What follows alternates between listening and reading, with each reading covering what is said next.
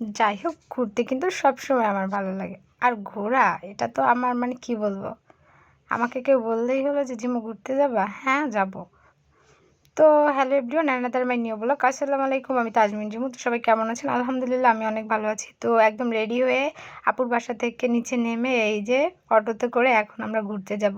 আর এইখানের মানে নিজের দেশটা কিন্তু অনেক সুন্দর, এখনও কত জায়গাতে যে ঘুরে দেখি নাই। বাংলাদেশটাই ঘুরে দেখা বাকি, ইনশাল্লাহ একদিন সব জায়গাতে ঘুরবো, আল্লাহ যদি বাঁচিয়ে রাখে আমায়। অনেক ট্যুর দেবো ইনশাল্লাহ। কিন্তু ট্যুরের মানুষটা মানে আমার মেন্টালিটির মতো হচ্ছে না, এজন্য মানে ট্যুর দিতে পারতেছি না, বা তার সময়ের ব্যস্ততার কারণে আমার সাথে মিলতেছে না।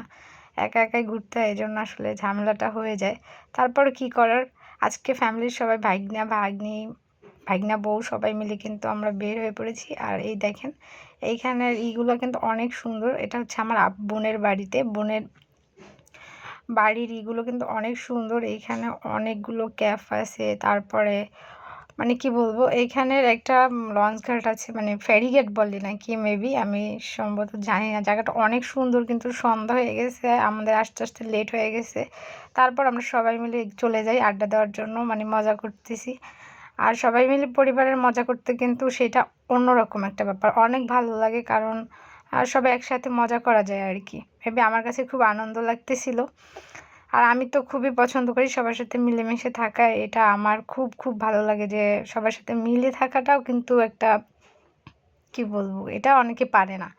আলহামদুলিল্লাহ এটা আমি অনেক ভালোভাবে পারি সবার সাথে তালমিল দিয়ে থাকতে, আর এটাই করা উচিত।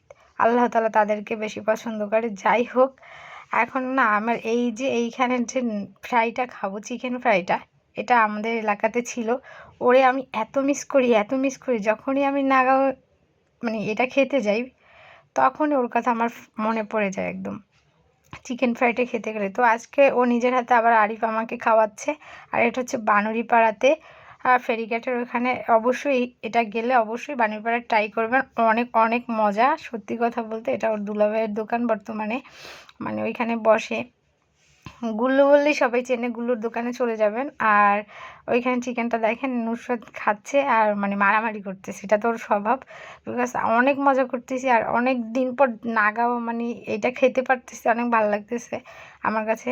মানে আমি এই খাবারটা অনেক মিস করি, চিকেন ফ্রাইটা। ওর হাতের চিকেন ফ্রাই অনেক অনেক মজা ছিল। তো ওকে অসংখ্য ধন্যবাদ, মানে আমরা গেছি এই জন্য আবার মানে আমাদের তৈরি করে দিয়েছে, দোকানদারকে রেস্ট দিয়ে দিয়েছে। যাই হোক, তারপরে এখানে কিন্তু আচার স্টল ছিল, অনেক প্রকারের আচার, অনেকগুলো দোকান ছিল। তারপর এই আন্টির আচারটা অনেক ভালো। আপনারা বানুড়িপাড়াতে গেলে অবশ্যই আচারগুলো ট্রাই করবেন, আমার কাছে অনেক ভালো লাগছে। আমি একটু একটু করে সবগুলোই নিয়েছিলাম বাসাতে অবশ্য, তো বাসায় নিয়ে খেয়েছিলাম। তো এইটা আর ভিডিও নেওয়া হয় না, কিন্তু আচারগুলো আপনাদের মাঝে শেয়ার করে দিলাম। ঝালমুড়িটা আন্টির মানে বেস্ট ছিল, আচারের একটা তেল দিয়ে বানাইছিল, ঝাল ঝাল করে ভালোই লাগছিল। এখানে সব কিছু আমার কাছে মোটামুটি ভালো লাগছে, আশা করি আপনাদের কাছেও ভালো লাগবে। পরে একটু পেয়ারা মাখা খেয়ে নিলাম, টেস্টি ছিল। আর এই আন্টিটার স্টলের মানে সবগুলো খাবারই অনেক মজার ছিল, তো ট্রাই করে নিয়েছি। আপনারাও যদি চান বানুড়িপাড়াতে, অবশ্যই এগুলো ট্রাই করবেন। আর কে কে আমার মতো ঘুরতে পছন্দ করেন, আর আমার ভিডিও কার কার ভালো লাগে, আর কোন কোন জেলা থেকে দেখেন, অবশ্যই মানে কমেন্ট বক্সে জানাবেন। আর আমাকে যারা নতুন আছেন তারা অবশ্যই একটু ফলো দিয়ে যাবেন। নতুনদের জন্য অনেক অনেক শুভকামনা রইল, আপনাদের পাশে ইনশাল্লাহ থাকবো। আবার নেক্সট কোনো ভিডিওতে আবার দেখা হচ্ছে। আল্লাহ হাফেজ।